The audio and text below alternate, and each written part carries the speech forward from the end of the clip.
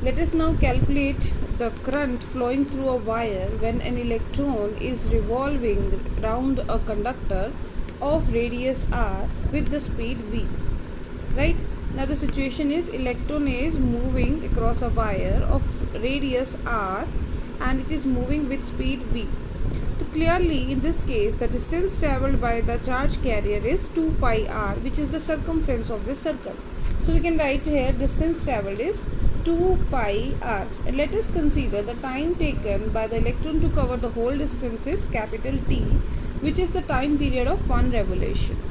So in that case speed is given by 2 pi r by t, right? So t is what here? T is the time period, 2 pi r is the distance. Now if we want to find out the current I is equal to q by t. Q here we are talking about E, and time here we are talking about the time period t. So that is equal to E into nu, as 1 upon t is equal to nu is the frequency of the electron which with it is revolving around the wire. Is that clear? So in such situation the current I is equal to E nu. Now there are certain types of current when we discuss about. There are basically two types of currents.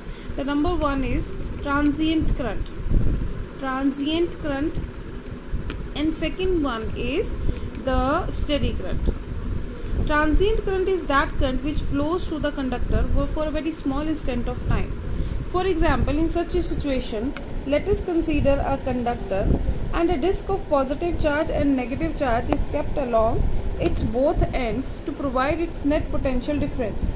Since this value is fixed, and when the charge start flowing, suppose electrons start flowing through this conductor, it flow until and unless the charge neutralize this value, means unless it is it covers the total amount of potential difference applied. After that it will stop flowing, right? In this case such kind of current, since it is only for small time till that this neutralized by the outer field, that is why it is called the transient current. And when we talk about the steady current, when we apply a steady source of voltage across the ends of the conductor like a battery or a cell, in this case since we are applying the steady source, so in that case the electron or the charge carrier will keep on flowing through the circuit. So such current is called the steady current. Now the next point to clear is what is the direction of current. We have studied in our previous classes that the current always flow from the positive terminal of the battery to the negative terminal of the battery. But what about when we are applying the positive potential to this end and negative potential to this end? Let us consider, since we have applied this battery across these ends, so this end will become at positive potential and this will be at negative potential. So due to this positive potential, the electrons will start moving across the positive end of the conductor.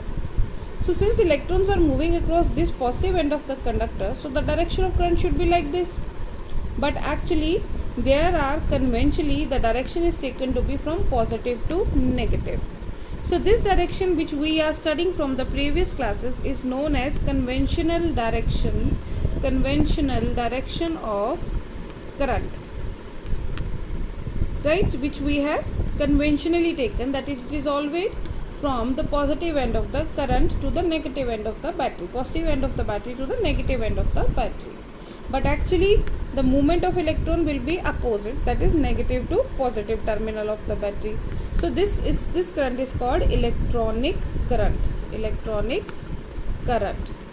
So we can represent here electronic current. The direction of electronic current is from negative to positive terminal of battery, and conventional current is from positive to negative terminal of the battery. So this is clear that we apply the electric field externally. In this case there are two directions of current. One is electronic current from negative to positive, and second is conventional current from positive to negative.